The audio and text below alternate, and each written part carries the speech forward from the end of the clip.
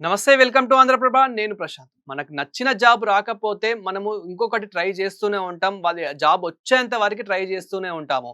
కానీ ఇక్కడ ఒక అమ్మాయి ఏం చేసింది అని అంటే గనక వాళ్ళ తండ్రి జాబ్ నాకే దక్కాలి. మా తండ్రి ఏదైతే గవర్నమెంట్ ఉద్యోగి ఉన్నాడో ఆ గవర్నమెంట్ ఉద్యోగం ఏదైతే ఉందో అది మా తండ్రి పోతే నాకే వస్తుంది అని చెప్పేసి పగడ్బందీగా ప్లాన్ చేయడం జరిగింది. కానీ వాళ్ళ తండ్రి చనిపోయాక ఆమెకి రాలేదు.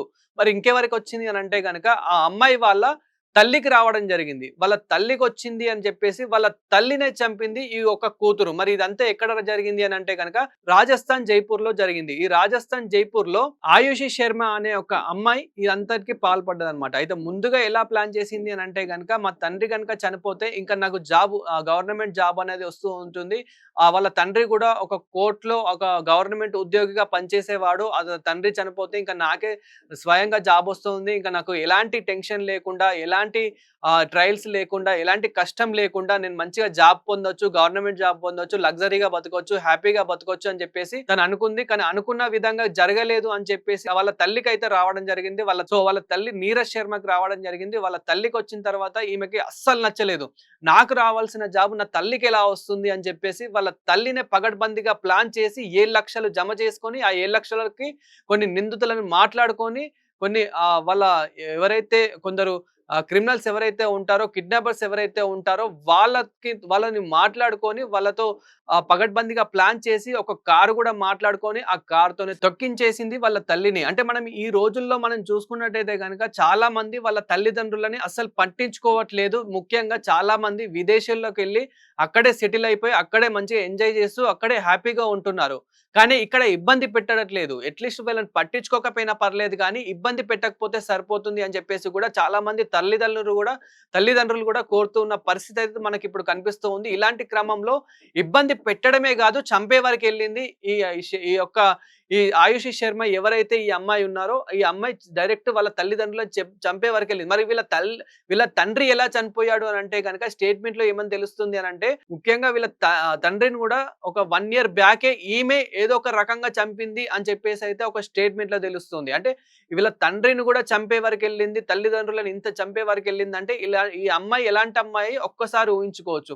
అయితే మరి ఎప్పుడైతే వాళ్ళ తల్లిని చంపేసిందో అప్పుడు చంపిన వెంటనే ఈ అమ్మాయి మీద చాలా అనుమానాలు వ్యక్తమయ్యాయి. అంటే తను ఇదేదో కారు యాక్సిడెంట్ లాగా లేదు.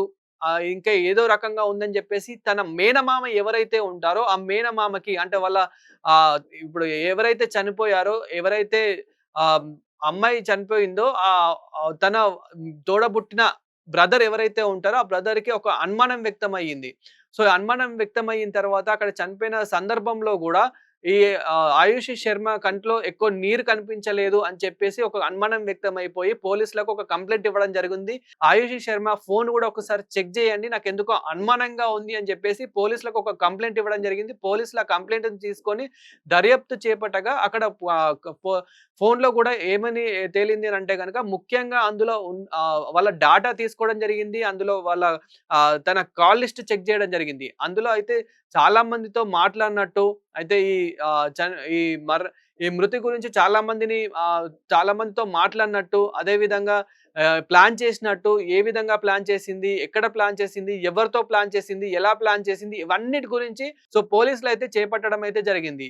ముఖ్యంగా ఇందులో చాలా మంది నిందితులున్నారు. చాలా మంది ఉన్నారు అని చెప్పేసి తెలిసింది. అయితే వాళ్ళని కూడా అదుపులోకైతే తీసుకోవడం జరిగింది. ఇందులో ముఖ్యంగా ఆ నిందితుల్లో గూడా వీళ్ళ చుట్టాలు గూడా ఉన్నారు అని చెప్పేసి గూడా తెలిసింది. అంటే వీళ్ళ బంధువులు గూడా ఉన్నారని జెప్పేసి గూడా తెలిసింది. అయితే ముఖ్యంగా ఇక్కడ మెయిన్ ఏంటంటే వాళ్ళ మేనమామకి డౌటొచ్చి ఈ కంప్లెయింట్‌ని సీరియస్‌గా తీసుకోవాలి అని జెప్పేసి ఇంకా తను పోలీసులకు కంప్లెయింట్ ఇవ్వడం జరిగింది. పోలీసులు దాన్ని చేపట్టడం జరిగింది. తననైతే ఇప్పుడు ప్రెజెంట్ అదుపులోకి తీసుకొని మరి ఎందుకు చేశావు? ఎలా చేశావు? ఎందుకు చేయాలనిపించింది అని జెప్పేసి ఇప్పుడు ఎంక్వైరీ అయితే చేస్తున్న పరిస్థితి అయితే కనిపిస్తూ ఉంది.